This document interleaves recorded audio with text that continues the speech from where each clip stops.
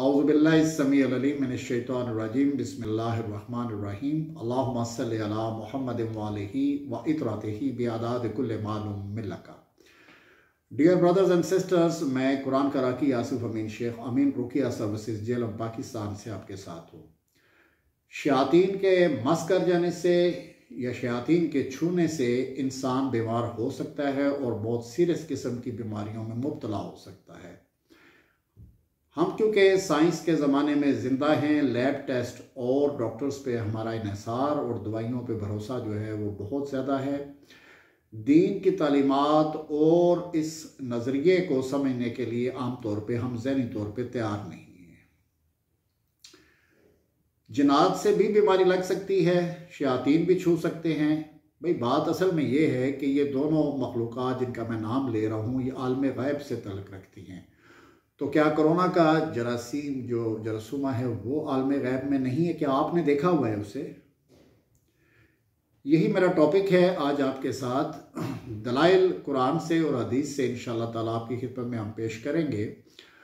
सबसे पहले हम चलते हैं कुरान की सूरा सौद की तरफ। इसकी आयत नंबर 41 है। इसका तर्जुमा और फरमाइए। और हमारे बंदे अय्यूब को याद करो जब उन्होंने अपने रब को पुकारा कि शैतान ने मुझको ईज़ा और तकलीफ़ दे रखी है। काबिल गौर बात है कि एक पैगंबर अल्लाह से दुआ कर रहा है और ये फरियाद कर रहा है कि मुझे जो तकलीफ़ है ये शैतान की वजह से है। आप में से अक्सर हज़रात जानते होंगे कि हज़रत अय्यूब अलैहिस्सलाम को जो जल्दी बीमारी हुई थी 18 साल पे मुहीत थी और आपका सब्र भी 18 साल पे था। और ये उनकी दुआ का हिस्सा है जो सूरह सौद की आयत 41 मैंने आपके लिए पढ़ी है, तर्जुमा उसका। दूसरी आयत सूरह अंबिया है, आयत नंबर 83 और 84 है, उसके तर्जुमे पे भी गौर कीजिए। और अय्यूब ने अपने रब को पुकारा कि मुझे बीमारी लग गई है और तू तमाम रहम करने वालों में से सबसे बड़ा रहम करने वाला है। तो हमने अय्यूब की दुआ सुन ली और जो तकलीफ़ इन्हें थी इसे दूर फरमा दिया और इसको अयाल अता फरमा दिए, बल्कि इनके साथ इनके मिसल अपनी ख़ास मेहरबानी से इससे ज़्यादा बख्शे, इतने ही ज़्यादा बख्शे। और इसमें इबादत गुजारों के लिए नसीहत है। डियर ब्रदर्स एंड सिस्टर्स, 3 बातें इंपॉर्टेंट इन 2 आयात से। नंबर 1 के तकालीफ का आना, उसका मूजब चाहे जरासीम हो और चाहे शैतान हो, दुआ के लिए आप और मैं अल्लाह ही को पुकारेंगे, यानी इय्याका नअबुदु व इय्याका नस्तईन, सिर्फ अल्लाह ही से। नंबर 2, अल्लाह ताला ने इसमें ये बताया है अपने पैगंबर के ज़रिए कि शैतान की वजह से भी इंसान बीमार हो सकता है। नंबर 3, जो आयत नंबर 84 का आखिरी हिस्सा है सूरह अंबिया का, कि इबादत गुजार बंदों के लिए इसमें नसीहत है। तो वो नसीहत आपके और मेरे लिए है। हमने इस बात पे गौर करना छोड़ दिया है, बल्कि हम ज़हनी तौर पे फरार हासिल करना चाहते हैं कि शयातीन की वजह से भी इंसान बीमार होते हैं। तकरीबन दुनिया में 20% बीमारियां हैं जो उज़लाती बीमारियां हम उन्हें कहेंगे। 80% के करीब बीमारियां जो हैं वो शयातीन की लगाई हुई बीमारियां हैं। और आज जिस पुरफुतन दौर में हम जिंदा है, इसमें दीन से हमारा तल्लुक़ बहुत कमज़ोर हो चुका है।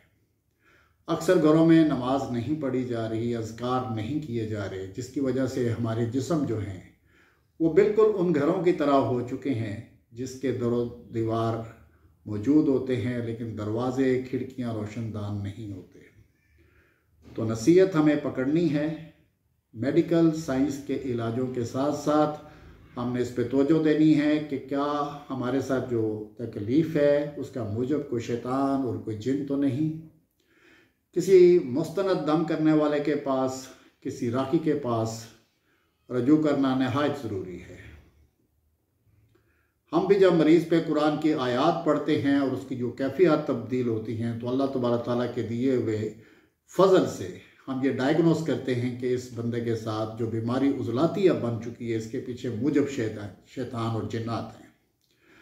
अभी चंद दिन पहले यहाँ जेलम में एक केस मेरे पास आया जिसको देखने हमें जाना पड़ा।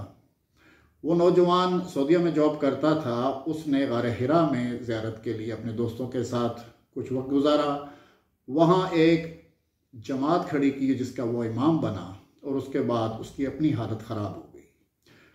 पाकिस्तान ट्रांसफ़र किया गया, ब्रेन कैंसर डायग्नोज हुआ, कराची से लेज़र ट्रीटमेंट हुआ।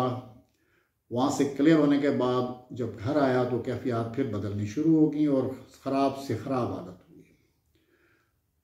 हमने बिल्कुल उस मरीज़ पर जाके कुरान की आयत की तिलावत की, जिससे उससे जिस्म को काफ़ी राहत मिली और वो आसान हो गया। और होश में आते साथ ही उसने अल्लाह के 4 नाम पुकारे। लेकिन बदकिस्मती ये ठहरी कि उसके 2 नौजवान भाई अनमैरिड, उसकी अपनी बीवी और उसकी वालिदा, जो कि पहले भी नमाजी नहीं थे, अब बिल्कुल नमाज पढ़ने को तैयार नहीं थे। हमने जो आयात बताई वो तो दूर की बात है, अल्लाह जाने उस मरीज़ का अब हाल क्या है। लेकिन ये वाक़या मेरे जहन पे काफ़ी दिनों तक असरअंदाज रहा और ये मुझे बनाया है कि मैंने आपके साथ ये बात शेयर की है कि खुदारा अपने दीन की तालीमात को पहचानिए।